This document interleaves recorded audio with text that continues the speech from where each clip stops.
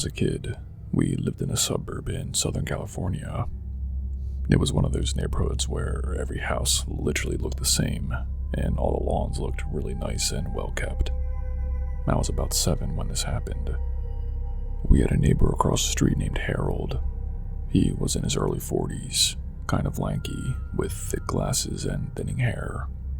He had a wife and 3 kids when they moved in, but about a year later, she left him and took the kids. I was too young to understand the details, but I remember my parents talking about how she fought for full custody and won. Whatever happened, he never got to see his kids again. After that, he changed.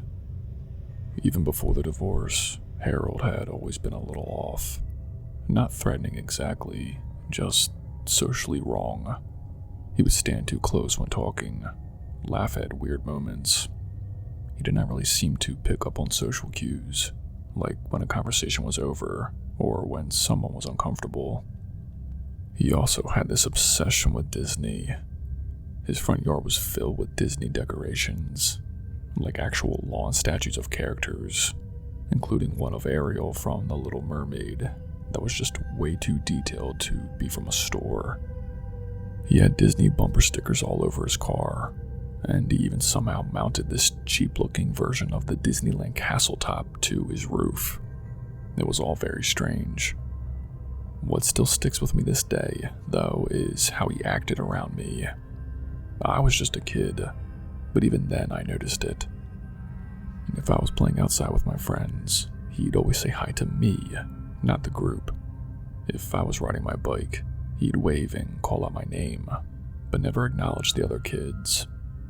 My parents noticed too, but I guess they chalked it up to him being socially awkward and lonely. Then came the night that I'll never forget. It was the middle of summer, hot, like mid-70s even after the sun went down. I had a fan in my room, and both my windows were cracked open to try and catch any bit of the breeze. My room was on the first floor, just a few feet from the front yard. I don't know why I woke up that night.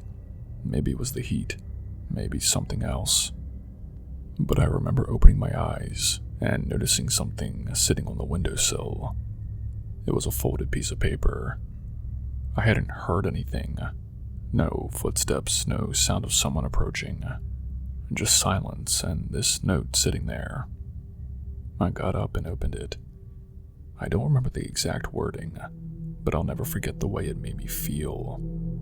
The note said something like, "Princess Ariel's my favorite. I think you look so pretty in her mermaid bikini. Maybe I'll see it one day. Signed, H." Even at 7 years old, I knew something was wrong. I did not fully understand it, but it made my stomach hurt. I put the note on my nightstand and laid back down, too scared to get up again or tell anyone right then. The next morning, I brought the note straight to my dad.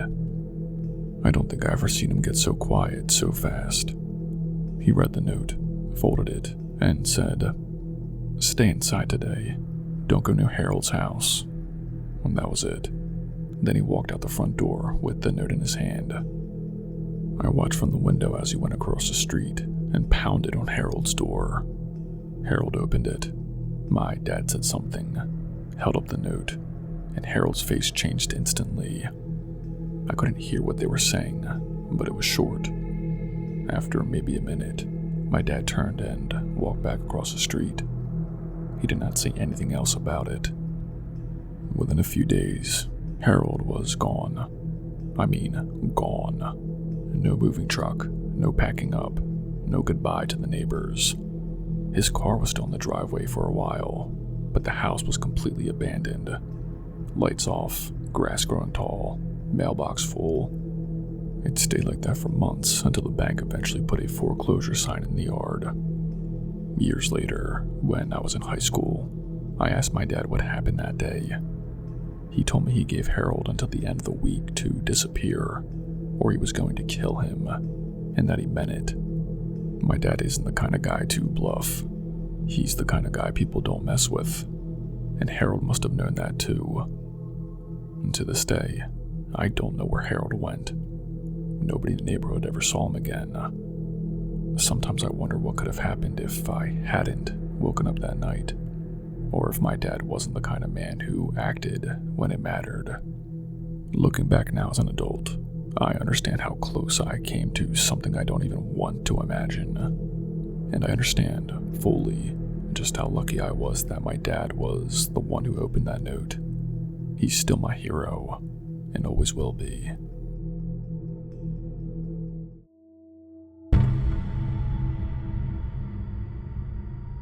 I'm not the type of person to share personal stuff online, but this has been sitting in the back of my mind for years, and I still think about it all the time. Maybe getting it out will help me stop thinking about it every time I hear anything Disney related. So my family has a long history of mental illness. I don't say that for pity or to play victim. It's just the truth. Drug problems, bipolar disorder, personality disorders, you name it. I've always felt I'm the most normal out of all of us, but maybe that's just because I've managed to stay functional. Anyway, this story is about my Aunt Cindy. She's my dad's youngest sister. Ever since I can remember, she's been obsessed with Disney, especially Snow White. Like the kind of obsession where she had figurines, posters, dishes, clothes, all Snow White themed. I mean, it was cute when I was a kid. It just seemed like she was really into something. But as I got older, it started to feel weird. She watched the movie almost every week. Not just watched it, she would quote it, sing the songs out loud, even refer to the characters like they were real people. She wasn't dangerous or anything, just very fixated. But her obsession started getting expensive. She would spend money she did not have on trips to Disney World. Like she would rack up credit cards, then come back crying about not being able to pay rent or afford groceries. But then next month, she'd be planning another trip. Things really escalated when she told my dad that she didn't just love Snow White, she wanted to be her. She meant it literally. She was frustrated that she didn't look the part. My aunt is Italian, naturally darker skinned, with dark features. Beautiful woman, honestly. But she could not let go of the idea that she didn't have Snow White's pale skin. She started going to skin lightening clinics, then eventually plastic surgeons. She had a facelift to try and match the animated character's face. She got her nose done, her cheekbone altered, and even her hairline shifted. She went through with procedures that doctors flat out told her weren't necessary. She would say things like, "I'll never be happy until I look exactly like her." At some point, everyone tried to intervene. My dad, my grandma, even some of her friends told her she needed help, not more surgeries. But she would not hear it. She was convinced that once she transformed, she'd finally be happy. She did not get happier. If anything, she spiraled. One day, my dad and I had to swing by her place to drop off some paperwork for their mom, my grandma, who was in the hospital at the time.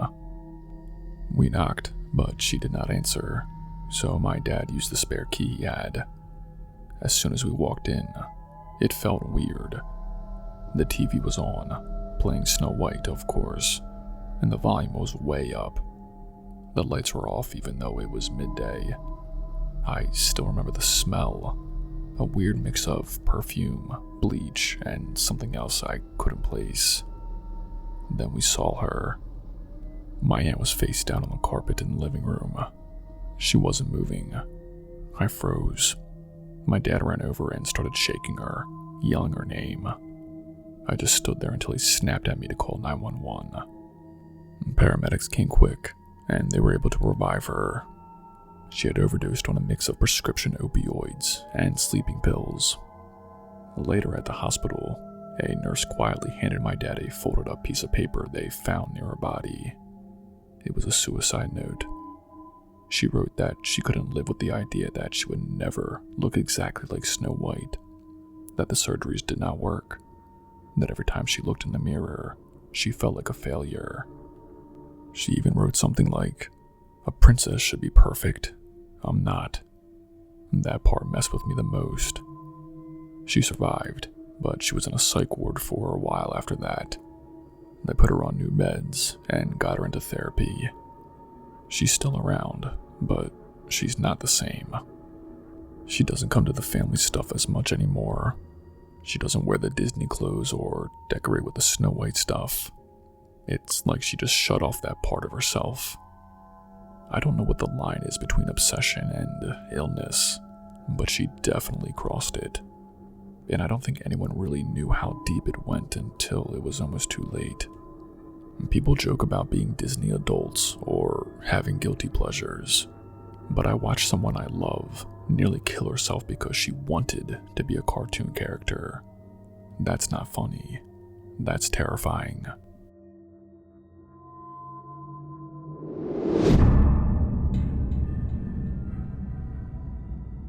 This happened recently, and honestly, I still can't believe it went down the way it did.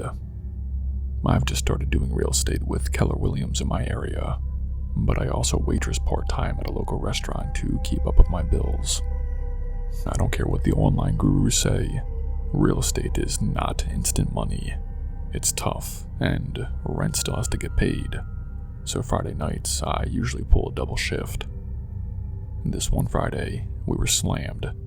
The kind of busy where you don't even remember what time it is until your feet start screaming. Toward the end of my shift, this guy walks in alone. He looks to be in his mid-50s, definitely older than me, but honestly, he was good looking. Clean cut, salt and pepper hair, and a sharp-looking suit that looked expensive. Not flashy, just well put together. I noticed those things. I go over to take his order and turn on a bit of the charm like I usually do. Flirting a little never hurts the tips. He was polite, confident, and calm. Told me he was an executive producer for Disney, involved in financing and producing their big movies. I thought that was wild. I told him I loved Moana and Encanto. He smiled, said he wasn't surprised, and then told me my voice was simply lovely. Asked if I'd ever thought about voice acting. I kind of laughed it off, flattered, but told him it wasn't really something I ever saw myself doing. He wrote down his number and said to call him if I ever changed my mind. Then he paid and left me a $300 tip. I'm not joking, $300 on a $40 meal. Naturally, I watched him walk out, curious to see what kind of car he was driving. I figured it'd be some blacked out Tesla or Mercedes, but nope. He gets into a beat up gray Honda Civic that looked like it hadn't been washed in years. That threw me off. I know some rich people drive crappy cars, but I don't know why he would. Still, I brushed it aside. A big part of me was still caught up in the fact that he tipped me that much. When I got home, I couldn't stop thinking about it. I was curious, so I googled the name he gave me. If he really worked for Disney, I figured there'd be some trace of him online. And there was, just not in the way I expected. It took some scrolling, but I eventually found a record on some background check site. Same name, same face. It was definitely him, mugshot and all. He'd been arrested multiple times for sexual assault, battery, assault with a deadly weapon, and a bunch of drug charges. I literally felt sick. My stomach dropped. I kept rereading it, trying to make sure I wasn't mixing him up with someone else. But it was definitely him. There was no question about it. Right then, as I was staring at his mugshot, my phone lit up. It was him calling. I did not answer. He called again, then again, 5 times in total. I was just about to block the number when a text came through. I wish I never read it. He said, and I quote, "I want to dress you up like Moana and bend you over a balcony." I blocked the number instantly. I just sat there staring at the wall. I felt gross, dirty, and honestly scared. This man knew where I worked. He could come in any time, sit at the same table, and I'd be right there, alone and vulnerable. I called out the next few shifts. I couldn't risk it. I told my manager that something had happened and I need a few days off. I stayed in my apartment, paranoid as hell, double-checking the locks and peeking out my blinds anytime I heard a car. What messed me up the most was realizing it was probably all an act. The suit, the Disney story, the big tip. It was all bait, a trap. I was lucky enough to Google him before I ever called that number. But what if I had actually believed him? What if I'd gone to meet him? He could have done God knows what to me. And here's the kicker.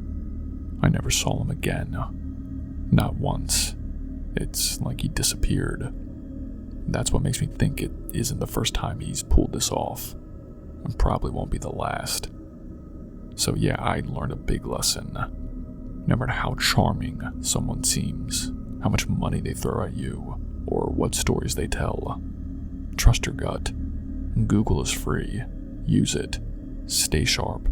And please, if something feels weird, don't ignore it. This world is full of people wearing masks. Be careful out there.